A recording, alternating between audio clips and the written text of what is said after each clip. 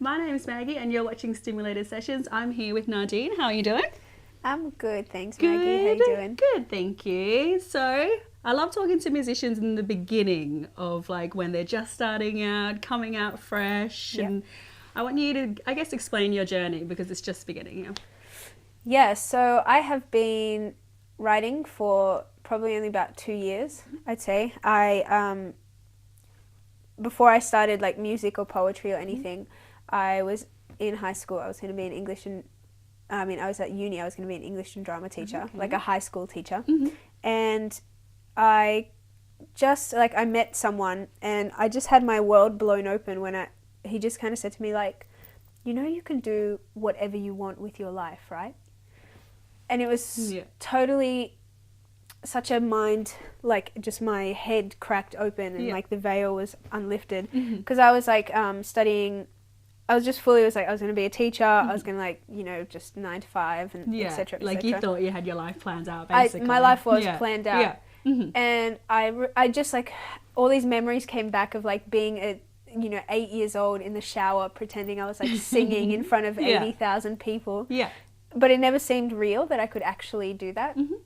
And then I realized, you actually can do that. You can just like, the world is your oyster and you just got to make what you want of your life. So just really finding now my voice in my art. Yeah.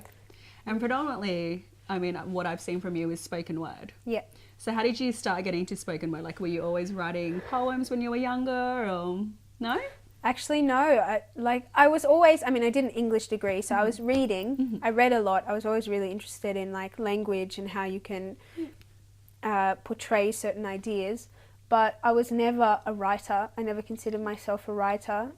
And then, I just one day, like that same guy I met, was like an ex-partner of mine.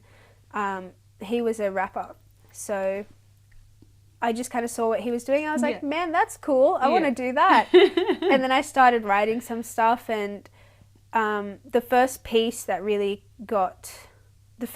feel like I really found my true voice was about my curly hair because I used to have a big afro.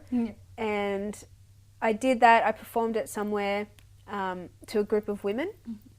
And then one of the women runs events around Sydney and she was like, I want you to come perform that poem at one of the events that I put on. And I was like, oh my God, cool. So it was like the first performance I did. And then from there, I've just been doing like, I actually did a spoken word gig last night. Like it's always, definitely something I do a lot of. Yeah, so now you're basically getting into the momentum and creating something obviously for yourself. Totally. And, well, that's good. That's exciting. Yeah, it's real magic, you know, like actually. It's powerful. It's definitely powerful. Just the universe itself for me, I find it so magical that like 2 years, I've been writing for 2 years and I'm already got like you just have to ask and be pure in your intention and things just like fall in your lap. Definitely. So good. That's awesome. And obviously you're gearing up to release your own music or preparing and organising all that. Yeah. So what kind of style, obviously because you're predominantly spoken word at the moment, what kind of style are you thinking of getting into? Hip hop. Yeah. There's a lot of elements of rap in it. So I'm working on an EP. There's a lot of rap. I find it comes most easily and most naturally. Like in terms of like just ease of creation, spoken word is like I can just go like and it just comes out. That's amazing. Yeah, and then rap is next, like just the flowing and etc. That comes next. So a lot of it's rap, and then sometimes I'll like write a verse, but then I'll be like, oh, this could be sung a bit. So you just like take the same flow and the same words and you just like put a tiny bit of melody in there and you do that sing flow thing. And then in terms of singing, I've been told I have a really soulful voice. Someone once actually described me, like said, if Erykah Badu and Amy Winehouse had a baby, that would be you. That's amazing. That's such a nice compliment. Yeah, I was like, they're like two of my favorite artists. Yeah, definitely. That's awesome. So, the singing bits are like really soulful, but in terms of like the beats, like hip hop beats, like, you know, old school boom bap beats, and then Nice. like new. I'm working on like a whole range of tracks, and then kind of filtering it down. And then there's like the new ambient trap kind Yeah. of thing, and like the alternative R&B thing, and Yeah.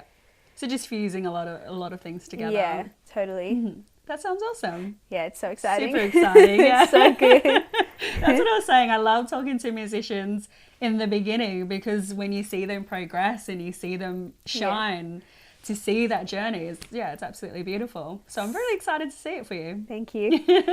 There's one of my favorite tarot cards is it's from the Osho Zen deck, and it's like, it's just like a lot of the cards have really beautiful, intricate drawings on them, but this one is just blank. It's black. It's plain black, and what it says is nothingness, but it says like no dash thingness. Okay. Which is what nothing is. It's like no thing. And I pulled that card once about my music. Yeah. And I was like, what the fuck? that That's so mean? shit. Yeah. Like, yeah.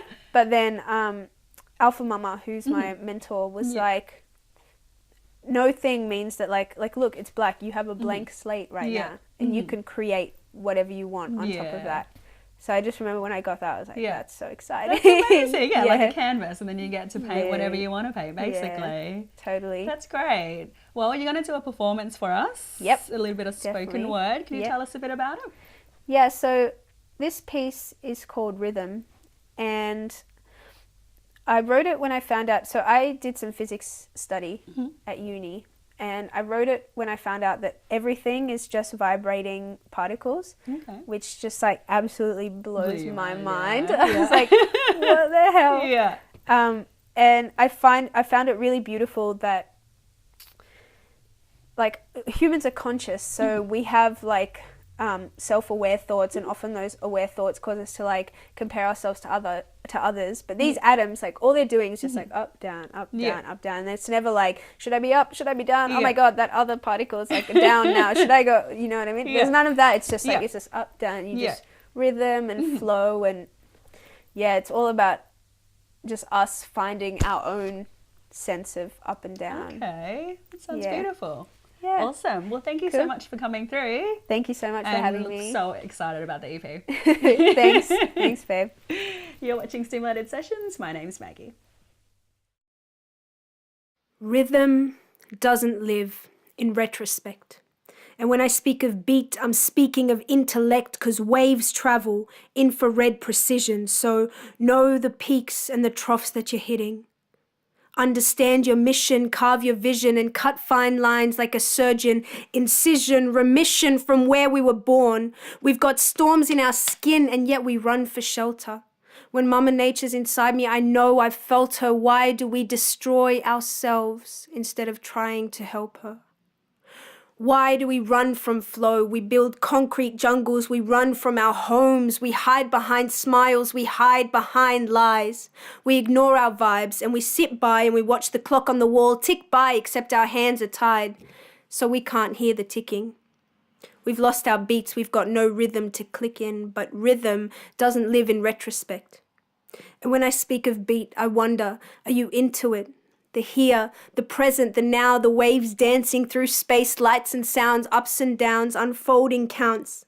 Fibonacci sequence, the pattern, the reprint, nature's maths, how it magically works off numbers just like snares and hi-hats, but layers and traps have been set by corporations to wear at our patience and life. We forgot how to pace it. We always rush to the next level up. We've got Apple TV, a Breville cup, a Starbucks truck, or an Adidas toothbrush. We're so afraid of our wounds that we've even sterilized love. But rhythm doesn't live in retrospect.